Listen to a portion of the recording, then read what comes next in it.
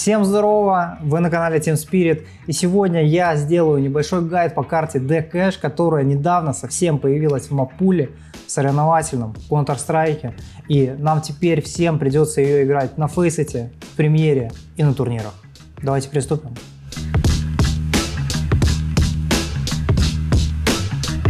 Мидл является очень важной для контроля со стороны КТшников, потому что если терры будут забирать вот эту зону карты, вот эту область, да, они смогут легко стягиваться между А и Б пунктом, потому что отсюда вы можете добежать за несколько секунд до сюда и прибежать на Б. В случае, если вы не контролите мид, очевидно, бежать с А до Б займет гораздо больше времени. Помимо этого, вас также можно будет сильно фейковать парой гранат, потому что вы не контролируете это, и вы не понимаете, где будет большинство соперников. Вначале я покажу стартовые гранаты на миде, которые вам обязательно стоит кидать, для того, чтобы кинуть смачок гараж. Таким вот образом. Мы бежим через коннектор и на бегу кидаем смок гараж. Это первая граната, которая must have, она всегда должна лететь в каждом раунде для того, чтобы не отдавать абсолютно бесплатный спейс врагам. Вторая граната, это уже будет молотов на буст, мы встаем вот в этот угол и с джамп-тролл просто кидаем этот молотов. Эти гранаты нам позволяют немного задержать врагов, которые хотят выбегать максимально быстрым образом, потому что если вы не дадите смок гараж, у Тера будет абсолютно вообще халявный здесь спейс для того, чтобы пикаться с вами вот здесь, и после этого просто выходить под одну флеш и занимать сюда. С этими спотами вам уже гораздо менее удобно будет с ними дуэлиться. И как выглядит, собственно, геймплей первого игрока на демо. Дает смок, дает молик, отходит сюда и в целом отталкивается от того, что кидают враги, потому что враги могут кидать какие-нибудь молики, какие-нибудь флешки, играть быстро, играть медленно, с небольшим таймингом выбегать, и нужно отыграть вот эти все стартовые вещи, чтобы понять, что происходит. После того, как вы заняли мид, вам в целом иногда можно здесь остаться вдвоем с тиммейтом, условно занять одному какую-нибудь из ближних позиций, будь то здесь. И если второй будет как-то палиться на него, вы будете как раз в паре играть против врагов, которые хотят сыграть поздний мидл. Также, если вы занимаете мидл, вы можете идти в вент. А если вы находитесь в венте, это очень удобно и выгодно, потому что в целом эта позиция очень неудобная для теров, если там есть враг, потому что КТшник, который здесь находится, он владеет большим количеством инфы и очень большим килл-потенциалом, потому что ее не очень легко выкурить, и отсюда есть эскейп в целом на Б, отсюда есть попикаться с мидом, поэтому одним из супер распространенных вейпоинтов будет то, что КТшники после того, как отыграют мидл, они будут стремиться ближе к винту, чтобы подсаппортить на Б-базе и подсаппортить на А-базе, и в целом оценить обстановку на карте. Хочешь получать больше эмоций от игр Team Spirit? Тогда переходи в телеграм-канал команды и забирай подарок от наших друзей.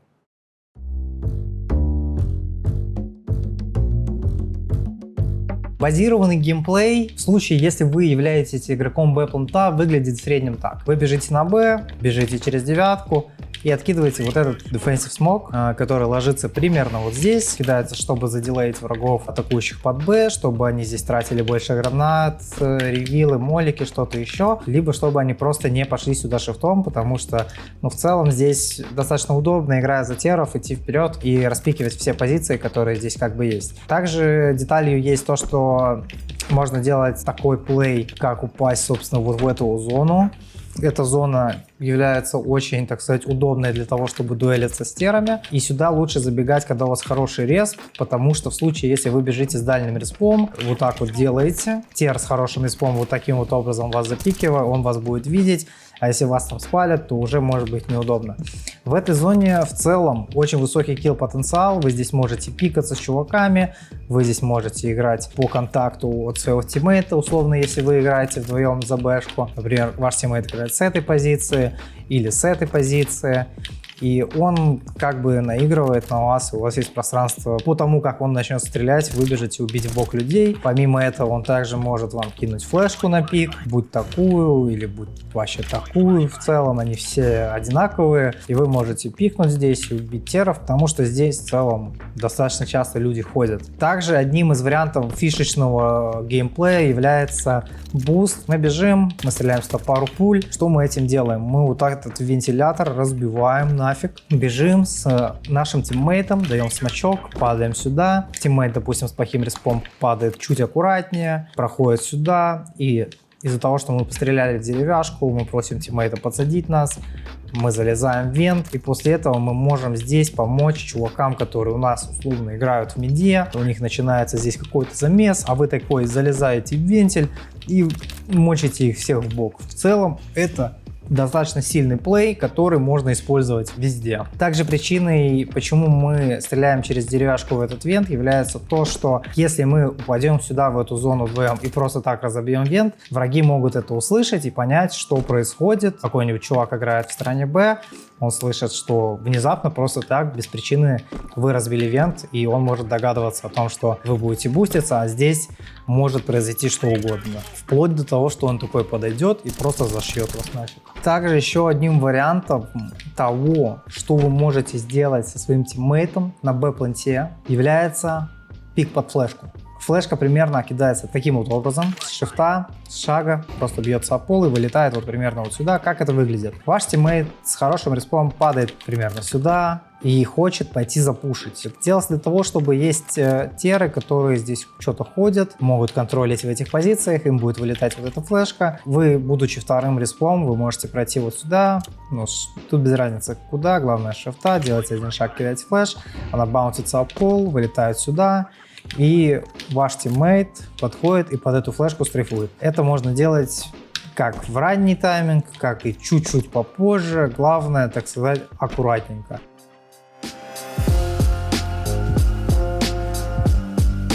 А плент — это лучший плент в Counter-Strike на карте Cache. Я очень люблю этот плент.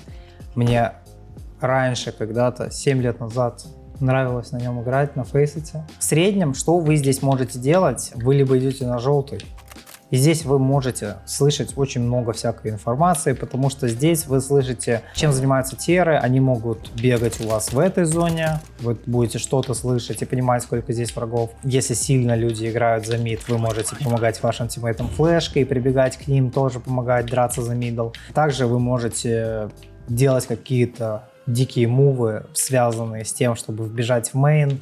Самым простым, наверное, самым базовым является просто попросить вашего тиммейта прийти вот примерно сюда, навестить вот сюда и кинуть ЛКМ флешечку. Как это выглядит? Вы подходите первым вот сюда, просите тиммейта давай флеш, и под эту флеш вы стрифуете как бы. Она берет вот эти примерно позиции. Вот так, конечно, если кто-то сядет, это никак не офлешить.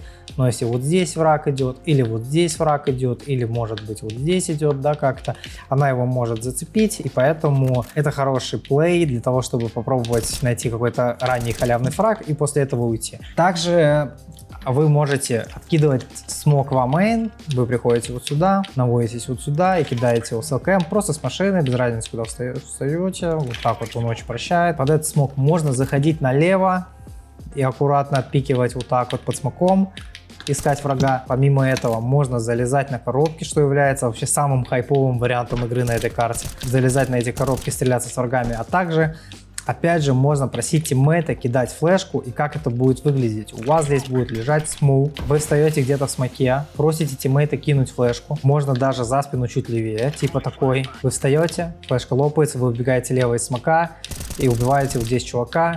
После этого репикаете вот это, вы выбили амейн, вы кого-то здесь замочили, потому что пода достаточно много людей ходит. Вот. Помимо этого, Upland располагает большим количеством удобных позиций, откуда вы можете принимать дуэли с врагами, либо просто играть на инфу. Одной из них является вот это вот, потому что эту позицию не флешить флешками, кроме тех, что летят через верх. Многие кидают флешки типа таких на вход, либо издалека какая-нибудь энтри-флешка, да. И здесь вы можете будь то заспотать врагов и дать инфу и выжить, будь то постреляться. А если вы будете играть с АВП, то это в целом фри-фраг, вот именно отсюда, ну вообще с любой позиции. На планте можно играть с АВП и давать фри-фраг. Также вы можете, будучи игроком, играть примерно в этой области. Здесь вы будете контролить дверь периодически, в тайминг пикать мейн, вы будете выигрывать эту дуэль, потому что вы просто находитесь выше, чем враг. Главное нормально прожать клавиши. Помимо этого, есть еще фишечный плей с тиммейтом. Вы даете смоук в гараж и идете буститься на шрауду. Это легендарный мув, легендарная позиция. Вы залезаете сюда с тиммейтом, он садится под вами, вы залезаете на коробки. И после этого ваш тиммейт тихонечко уходит отсюда, а вы остаетесь на ящиках. Это очень сильная позиция. Ее не чекают, но иногда чекают. Поэтому не нужно ей злоупотреблять. Разочек за игру можно. Эта позиция вам гарантирует какой-то мультифраг, потому что отсюда выбегают терры спиной, отсюда терры выбегают, они вас не будут дочекивать, и они будут стремиться занять плент. И вам нужно здесь, главное, все аккуратно сделать. Вот и все. Чтобы подытожить КТ-сторону на этой карте, можно сделать невероятное заключение в том, что эта карта располагает к тому, что нужно играть в большинстве раундов 2 за А, 1 за мид и 2 за Б, в случаях, если вам хорошо удается контролить мид и враги не сильно много играют в этом направлении, потому что А-плент и Б-плент достаточно простые пленты для того, чтобы зайти. Если вы будете направлять много игроков на мид, у вас очевидно ослабляются эти пункты, ретейкать здесь не очень-то и легко. Но в случае, если вы прям понимаете, что враги очень часто и сильно много людей отправляют на то, чтобы занимать мид, вы можете сыграть что-то типа 3 мид. Например, у вас будут бежать 2 КТшника отсюда, бежать куда-нибудь сюда, второй будет бежать в цемент, до этого кинув молик на буст, и вы можете еще звать третьего чувака сразу вот отсюда, он будет прибегать к вам вместе сюда, и вы будете втроем драться за мидл, чтобы выиграть эту зону, потому что если терры играют сюда большим великим большинством, вам в целом не нужно 2 на А, 2 на Б, потому что вы, скорее всего, хотите выиграть файт на миде.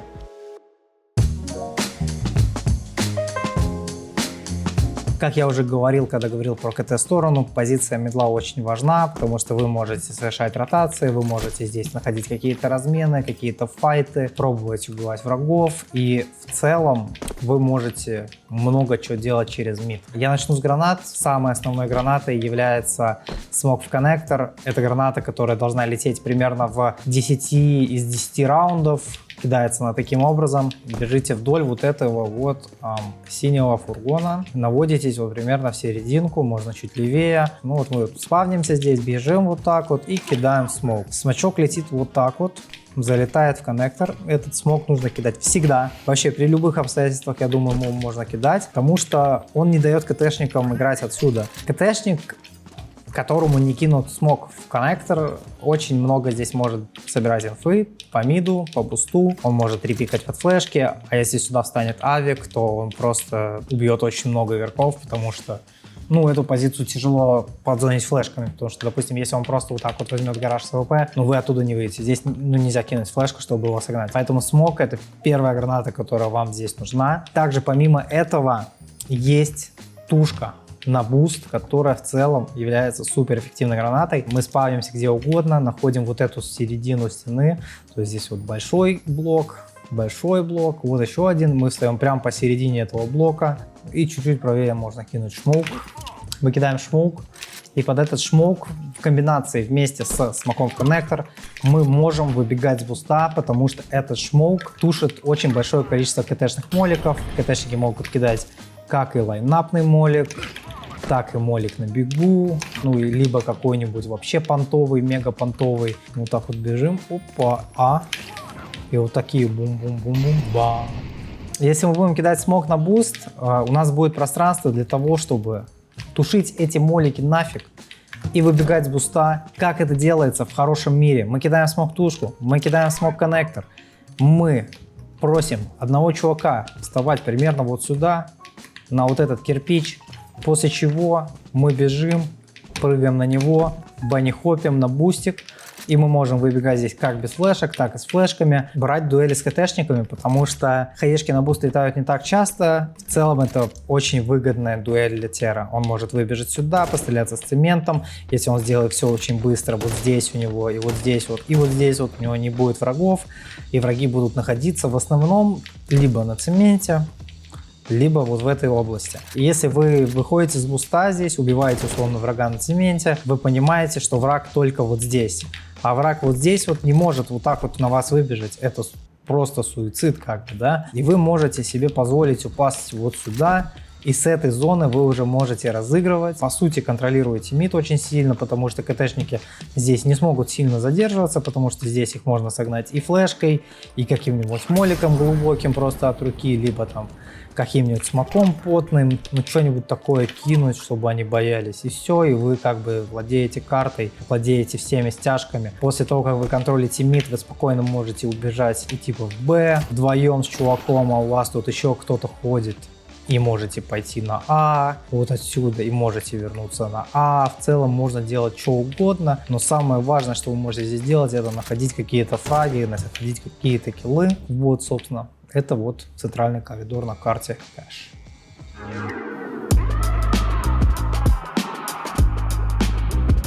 В среднем, в большинстве случаев, зачастую и чаще всего геймплей игрока под Б, который играет в этой зоне чаще всего один, выглядит таким вот образом. Он бежит на Б, видит вот эту лампу, вот таким вот образом бежит над лампой и с разбега кидает смоук.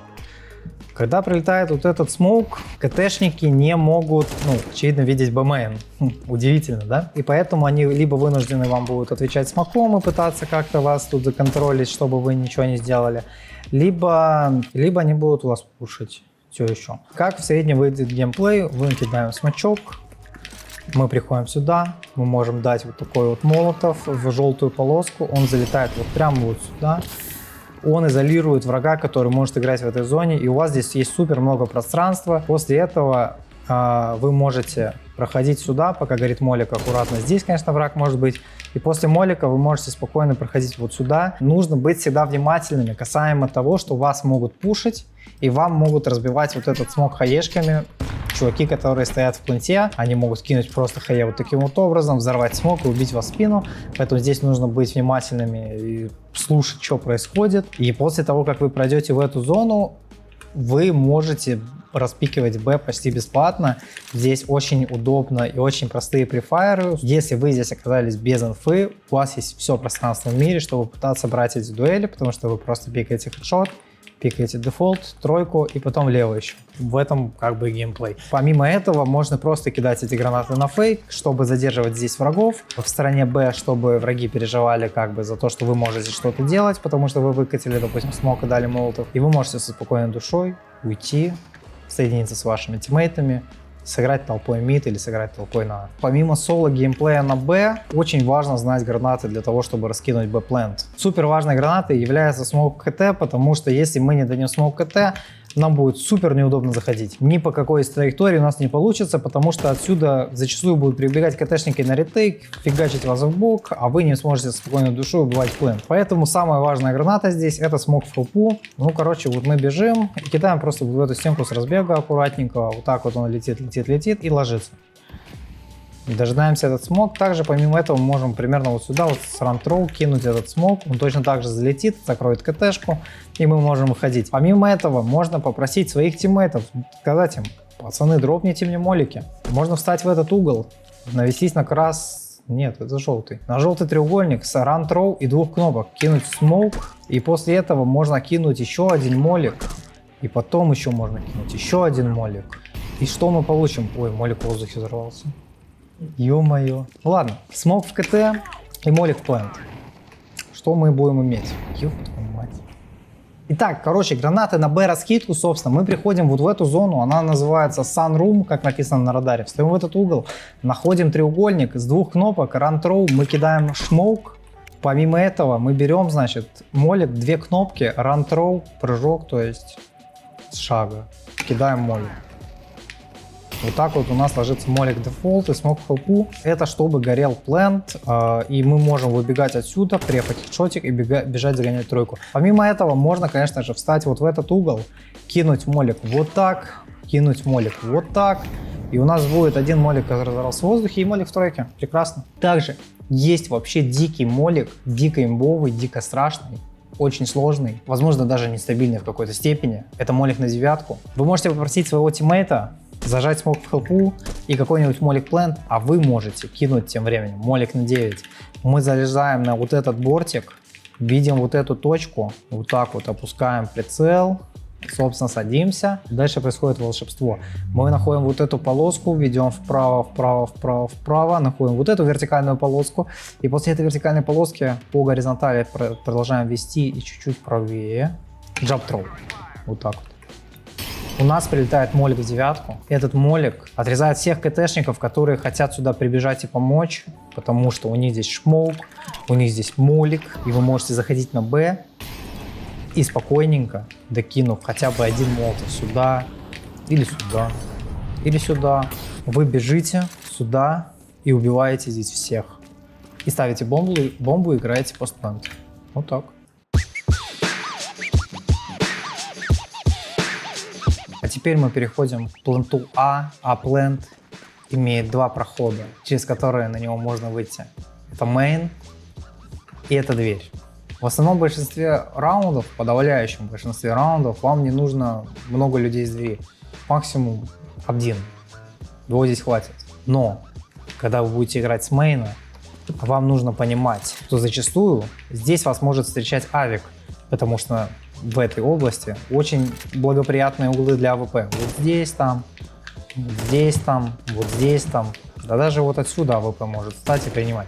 Поэтому, когда мы хотим пойти играть на А, нам обязательно нужно кидать смог между, собственно, вот этой штукой, то есть погрузчиком, и вот этой коробкой красного цвета. Да? Смог самый простой в Counter-Strike. Мы даем смог примерно вот, ну как бы так аккуратненько с разбега. Он ложится вот сюда. И ни один выход на аплент не считается нормальным, адекватным, справедливым, рабочим без этого смока. Этот смог забирает дофига пространства у КТшников. Потому что если вы каким-то образом сгоните человека, который смотрит вас отсюда, и добавите этот дым, вы можете спокойно заходить в плент почти всегда.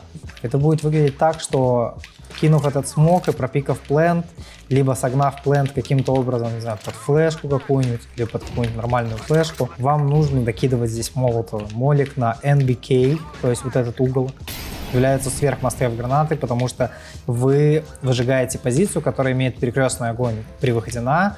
КТшники могут стоять здесь, и КТшник может стоять здесь, и это очень сильный кроссфайр, который желательно убрать молотом. Вторым моликом по важности является молик за тройку, он кидается примерно вот так вот. И в случае, если вы выжигаете NBK и выжигаете тройку, вы можете со спокойной душой выходить и убивать лево. Здесь будет лежать дым, и вам нужно просто отстрелить первую вот эту, вторую вот эту, и третью вот эту вместе вот вдвоем выбежать для тиммейта, или тиммейт выбежит для вас. Вы его размениваете, после этого вы проходите в плент, здесь вот стреляетесь, кого-то убиваете. В целом здесь очень легко можно перестрелять врагов. Главное, вот когда здесь проходите, помните, что здесь может быть враг. Что может помочь при геймплее на А? Очевидно, смоки. Мы приходим сюда, просим у тиммейта дропнуть дым. Он кладет вот сюда дым. У вас здесь два шмоука. Мы находим вот эту вот, ну, какую-то железную фигню, да, и находим вот эти вот прутья. Ну вот, собственно, в третий мы кидаем с двух кнопок Jump Throw первый смоук, из двух кнопок Jump Throw с шага, то есть Run Throw, второй смоук. Что мы получаем? Мы получаем смоук, который ложится вот здесь, и в некотором роде блочит vision врагу. Главное, вот это он может сделать, но если это приконтролить, то он умрет. И здесь ложится второй смок. И эти два смока в комбинации с моликами типа таких позволяют вам играть постплент на этой точке, потому что вы отрезаете всех КТшников, идущих отсюда, вы отрезаете всех КТшников, идущих отсюда, и по сути вы должны прибежать в плент и перестрелять просто, ну, максимум двух человек, которые здесь вот будут примерно в этих позициях, потому что здесь горит, здесь смоки, и вот примерно вот здесь, вот в этой всей области будет где-то стоять КТшник, может быть, два с эмками и с авиком, вот. И вы в целом их просто перестреливаете, играете постплент, занимаете удобные позиции. Супер сильной является тройка, потому что здесь вы как бы пикаете, когда хотите, и вам удобно. Также очень сильной позицией в постпленте является играть за желтым, потому что здесь вы тоже можете попадать в стрейфы какие-то, отстреливать врагов, и все будет четко. Также могут быть игровые ситуации, в которых ваши тиммейты могут пойти драться за мидл, и они могут выиграть контроль над мидом. После этого они вполне закономерно могут захотеть засплитить А. пойдя вот сюда. Потому что они, может быть, сделали какие-то здесь фраги, убили одного, убили двух, и здесь их толпа, и они понимают, что они пойдут сейчас на А, все будет четко. А вы, если вы играете люркер, вашей задачей в среднем будет являться то, чтобы подходить ближе на А, быть готовым играть по информации от ваших тиммейтов. Представим ситуацию, что здесь идут ваших 2 тиммейта, 3 тиммейта идут и отпикивают плент. Вы должны быть готовыми, как только в них кто-то начнет с пункта стрелять, быть готовыми играть по этой информации, потому что пул позиций, когда люди здесь идут, вполне ограничен, и вы понимаете, где будет враг и как это может выглядеть. Враг может их пикнуть с желтого, попытаться их убить. Вы в таком случае можете спокойно пропикать плент и законтролить этого чувака. Либо враг будет как-то пикнет их с плента, после этого попробует как-то переместиться, и вы его точно таким же образом можете подловить с мейна, потому что он спалился, вы знаете, где он, вы его убиваете. Помимо этого, вы можете заниматься точно тем же самым с двери, если у вас условно есть какая-то идея на то, чтобы засплитить А, и у вас много чуваков тут мидл. Что от вас потребуется, это в момент, когда ваши тиммейты проходят по хайвею, спидвею, как угодно. Вам нужно быть готовым около двери играть по информации, которую даст о себе КТшник. Потому что здесь очень много инфы. Опять же, он может пикнуть с форкрифта. В таком случае вы открываете дверь, убиваете его сразу же в спину. Также он может пикать ваших тиммейтов вот отсюда. Это очень сильный угол, но как бы КТшник сильно подставляется спиной к мейну, сильно подставляется спиной к двери, поэтому если КТшник будет играть сверху и пытаться убивать ваших тиммейтов здесь, вы опять же открываете дверь, убиваете его в спину и все. Если, допустим, враг играет в пленте, вы здесь аккуратно должны просто открыть дверь в целом и просто показать то, что вы здесь есть. У КТшника начинается ситуация того, что у него игроки идут вот отсюда, и враг открывает здесь дверь, то ему очень неудобно, он должен разрываться на несколько спотов. Здесь вы можете также подловить момент какой-то, когда он с кем-то другим начнет стреляться, чтобы выбежать и попытаться его убить вот, собственно, как-то в бок. И супер полезной гранатой при любом вообще раунде, связанном с атакой, является молотов. Он кидается примерно безопасно, вы открываете дверь, и здесь зачастую лежит дым. А вы приходите, открываете дверь, находите примерный угол красной коробки, с разбега кидаете молотов, он залетает вот сюда и не дает КТшникам играть в этой позиции, дает кучу спейса вашим тиммейтам, и они проходят в плент, вот это вот дочекивают, и все. И жестко занимают плент, и вы играете постплент, ретейк, защищаете бомбу и тащите. Также важно не забыть сказать пару слов о ретейках, потому что ретейки они будут происходить часто, потому что терам достаточно легко зайти на А-плент и легко зайти на Б-плент, просто кинув пару гранат, вы оказываетесь в обстоятельствах, в которых вам нужно идти и выбивать бомбу. А что нам нужно делать, собственно, в этих ситуациях? На примере А-плента можем делать так. Условно, вы игрок Б-плента, начинается атака какая-то на, вы бежите на, и вам очень нужно спасти, помочь вашему тиммейту. Но если вы не успеваете, если лежат смоки, его загнали очень рано, то вам не стоит спешить, вам нужно дождаться окончания этих смоков, и просто докинув смок в мейн, вам нужно вместе отпикивать и искать врагов. Вам нужно обязательно, когда вы выходите с машины, иметь какого-то игрока, который будет контролить погрузчик, потому что, как я уже говорил, это очень удобная позиция для тера, для того, чтобы играть какие-то клатчи, играть какие-то постпленты, потому что он здесь может попадать в тайминг, стреляться с вами и просто байтить на себя. Поэтому вам нужен обязательно игрок, который может приконтролить это.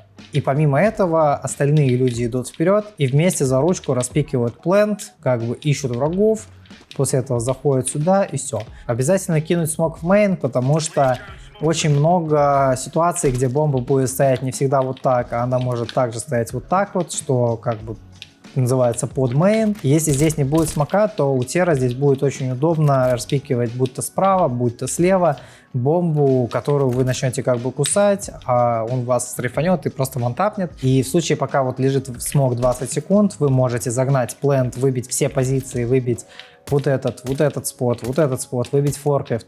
Вы можете сесть, дефать бомбу, перед вами станет тиммейт, прикроет вас, если что, если там враг в мейне, и вы можете попытаться выиграть раунд. Если говорить про Б-плент, Б-плент в среднем является позицией, которую нужно стремиться выбивать быстро, потому что медленно будет выбивать ее очень сложно, а также КТшники, которые играют в зоне мида, они могут при выходе каком-либо на Б и занятом миде, они могут стремиться в вент для того, чтобы бежать в спину и убивать каких-то теров, потому что не все теры будут контролить КТшника, который придет отсюда с мида. Можно представить ситуацию, что у вас стоят два игрока в стороне Б-планта, допустим, один здесь или где-нибудь здесь, и начинается какая-то раскидка Б, а вы заняли мидл. Вы, конечно же, стремитесь в вент, вы максимально близко к планту, вы помогаете своим тиммейтам отсюда, вы деретесь. Также вы бежите сюда, потому что молик 9 редко летит, а смог вот в этой зоне лежит очень часто.